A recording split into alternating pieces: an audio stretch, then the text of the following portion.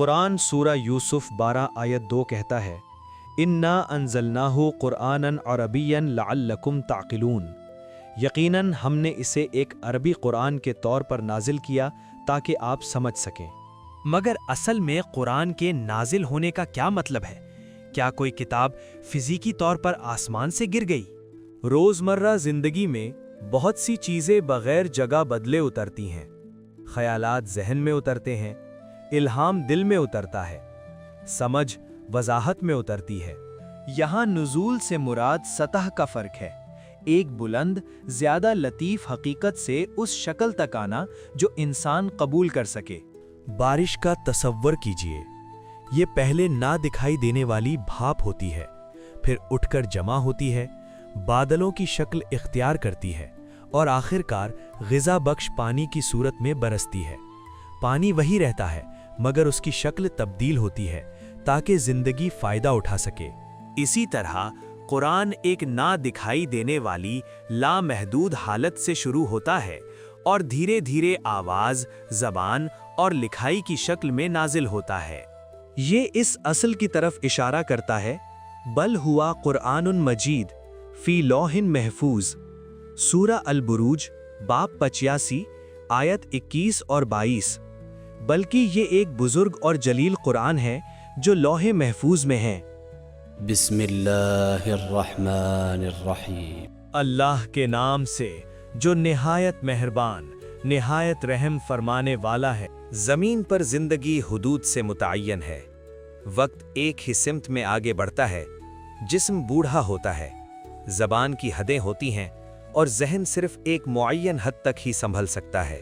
لیکن ذاتی دنیا کے اندر یعنی عقل اور روح کی اندرونی دنیا میں ایسی کوئی حدود نہیں ہوتی۔ ایک خیال صدیوں کو پار کر سکتا ہے، ایک معنی لامتناہی طور پر کھلتا رہتا ہے، ایک ہی آیت زندگی کے ہر مرحلے پر مختلف انداز میں گفتگو کرتی ہے۔ قرآن لامحدود سے محدود کی طرف اس لیے نازل ہوتا ہے تاکہ انسان دھیرے دھیرے لامحدود کی جانب بڑھتا چلا جائے۔ جو چیز صفحے پر محدود نظر آتی ہے وہی ذاتی دنیا میں لامحدود بن جاتی ہے۔ یہ نزول ضروری تھا۔ اگر قرآن اپنی اعلیٰ ترین روحانی شدت میں ہی باقی رہتا تو انسان اس کے قریب نہیں آ سکتا۔ جس طرح سورج کی روشنی کو زندگی کو برقرار رکھنے کے لیے فضا سے گزر کر آنا پڑتا ہے، اسی طرح وحی کو بھی شکل اختیار کرنی ہوتی ہے تاکہ سمجھ پیدا ہو۔ الہی حکمت کبھی زیادہ بوجھ نہیں ڈالتی، یہ تعلیم دیتی ہے۔ قرآن کا نزول رحمت کا عمل ہے جو ہمیشہ رہنے والا معنی سمجھنے لائق بناتا ہے بغیر گہرائی کھوئے۔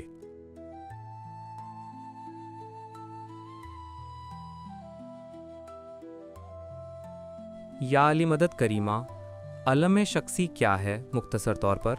مولا علی مدد کریم، ہم سب جانتے ہیں کہ انسان جس طرح جسمی طور پر اس دنیا میں رہتا ہے، لیکن اکثر لوگ یہ نہیں سمجھتے کہ یہ دنیا ہمارے اندر بھی موجود ہے، نرمی اور اندرونی طور پر۔ بڑا کائنات چھوٹے کائنات میں سمایا ہوا ہے۔ جیسے ایک پورا درخت بیج میں چھپا ہوتا ہے، ویسے ہی انسان کی روح میں کئی اندرونی دنیایں یعنی عالم شخصی موجود ہیں۔ کیا اس آیت کا ظاہری اور باطنی معنی ہے؟ ظاہری طور پر سائے کو جسمانی حفاظت کے لیے سمجھا جاتا ہے، چھاؤں، کپڑے، غفائیں یا پہاڑ، لیکن تاویل میں سایوں کا اندرونی معنی ہر انسان کے اندر کا عالم شخصی ہے، ایک زندہ عالم جو روح اور عقل سے بھرا ہوا ہے۔ اور اس عالم شخصی کے اندر کیا موجود ہے؟ اس کے اندر خدا کے زندہ نور کا ممکنہ تصور موجود ہے، اور اس نور کے اندر ایک خزانہ چھپا ہے جس کے ذریعے انسان اپنی اصل حقیقی عزلت کو پہچان سکتا ہے۔ شکریہ۔ خوش آمدید۔ یاد رہے، سوال کرنا روحانی ترقی کی کنجی ہے۔ قرآن کے بولے جانے، سنے جانے یا لکھے جانے سے پہلے یہ پہلے ہی معنی کے طور پر موجود تھا، جیسے ایک بیج کے اندر پورا درخت پہلے سے ہی ہوتا ہے جب تک کوئی شاخ نہ نکلے۔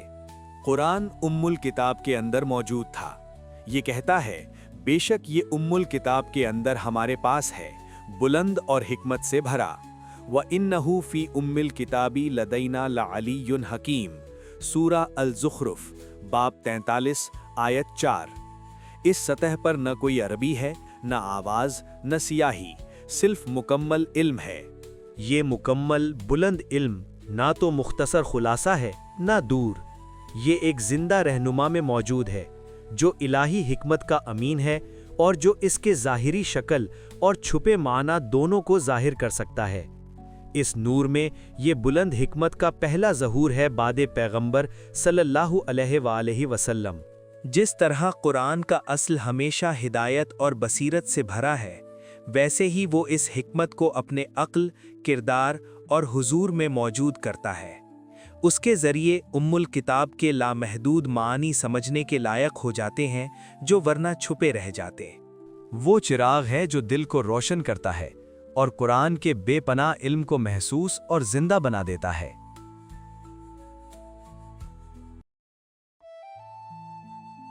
یا علی مدد کریمہ، جب لوگ الکتاب سنتے ہیں تو اکثر پریشان ہو جاتے ہیں، یہ اصل میں کیا مطلب ہے؟ بالکل، اس کا اصل مطلب ہے کتاب کی ماں یا منبع۔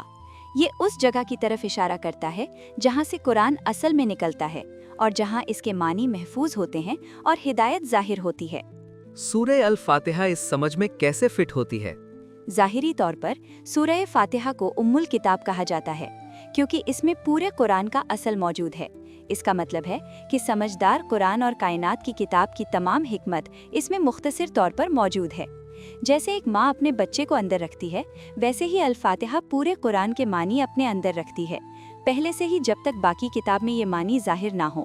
یہی تعویل کہلاتا ہے۔ یہ ظاہری معنی سمجھ آیا، الکتاب کا اندرونی معنی کیا ہے؟ باطنی طور پر الکتاب لکھا ہوا سورہ نہیں بلکہ ایک زندہ حقیقت ہے۔ جیسے آپ نے سنا قرآن کہتا ہے، بے شک یہ الکتاب کے اندر ہمارے پاس ہے، بلند اور حکمت سے بھرا۔ یہ ہمیں بتاتا ہے کہ خدا کے ساتھ قرآن زندہ نور کے طور پر موجود ہے، نہ کہ صرف حروف کے طور پر۔ ماں اور بچے کا مثال ہمیں اس اندرونی معنی کو سمجھنے میں کیسے مدد کرتا ہے؟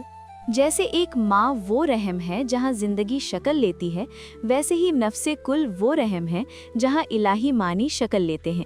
ظاہری طور پر ماں سے مراد مولانا علی علیہ السلام ہے جو قرآن کے زندہ حامد ہیں۔ باطنی طور پر ماں سے مراد نفس کل ہے جو تمام معنی کا رحم ہے۔ کیا یہ تعلق پیغمبر کی تعلیم سے بھی ثابت ہے؟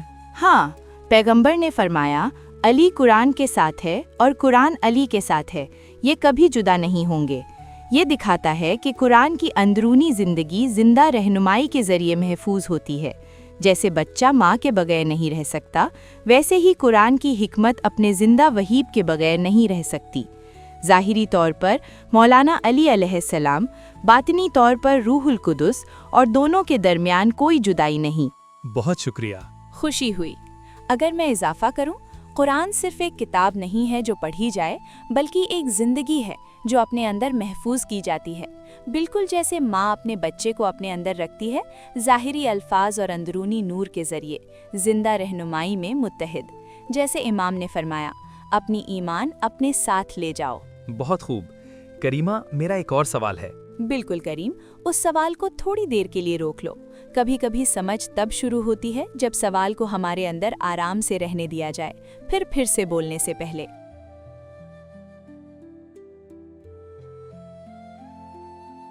یا علی مدد کریمہ، میں نے ایک بے چین رات گزاری اپنے سوال پر غور کرتے ہوئے۔ جب میں نے سنا جو آپ نے پہلے وضاحت کی، الہی حکمت، رہنمائی اور قرآن کا ہمارے ساتھ کا استعمال، تو مجھے احساس ہوا کہ یہ ایک ایسی چیز کو چھو رہا ہے جو بہت سے لوگوں کے لیے مشکل ہے۔ ہمیں سکھایا جاتا ہے کہ توحید کا مطلب ہے کہ اللہ ایک ہے، بالکل مطلق اور مستقل۔ جب قرآن ایسے انداز میں بات کرتا ہے کہ فرشتے، انبیاء اور زمانے کے رہنما حکمت کے نشر میں شامل ہیں، تو پھر ہم اس وحدانیت کو کیسے سمجھیں بغیر اللہ کی مطلق وحدانیت کو کمزور کیے؟ نہیں، اللہ اکیلا ہی تمام حکمت کا مطلق ذریعہ ہے۔ ہمارے ساتھ کا جملہ اللہ کی وحدانیت کو نہیں بانٹتا، بلکہ یہ بیان کرتا ہے کہ الہی حکمت کو کیسے محفوظ رکھا جاتا ہے اور پہنچایا جاتا ہے آسمانوں کے حکم کے میدان کے ذریعے اور انبیاء اور زندہ رہنماؤں کے ذریعے زمین پر، بغیر کبھی اللہ کی مطلق وحدانیت سے دور ہوئے۔ تو پھر قرآن جمع فارم کا استعمال کیوں کرتا ہے؟ کیونکہ हमारे साथ इलाही अज़मत और निज़ाम को बयान करता है, ना कि तादाद को। ये उस मुक़द्दस मैदान की तरफ इशारा करता है जो अल्लाह के करीब है, जहाँ उसका हुक्म बग़ैर किसी तग़य्युर के मौजूद है। रूहानी तौर पर इसमें वो बुलंद दर्जे के फरिश्ते शामिल हैं जो उसके हुक्म को उठाते और महफूज रखते हैं। ये ज़मीन पर इंसानी रहनुमाई से कैसे मुताल्लिक है? इलाही हिकमत कभी सिर्फ तज्जिया तक महदूद नहीं रहती। ज़मीन पर हमारे साथ मुंतज़िर इंसानी शख्सियत के ज़रिए ज़ाहिर होता है। अनबिया और उनके बाद इमामत के रहनुमा जो वही को हासिल करते, महफूज रखते और ज़िंदा तौर पर तफसीर करते हैं। आपको मालूम होना चाहिए कि अल्लाह का ज़िंदा कारखाना ज़मीन पर ही है। तो जब कुरान कहता है कि ये हमारे साथ अजीम और हकीम है, तो हमें इससे क्या समझना चाहिए? इसका मतलब ये है कि कुरान अपने मनबा में अल्लाह के साथ है और अपनी ज़ाहिरी शक्ल में ज़िंदा रहनुमाई के साथ। अपने असल में ये इलाही है।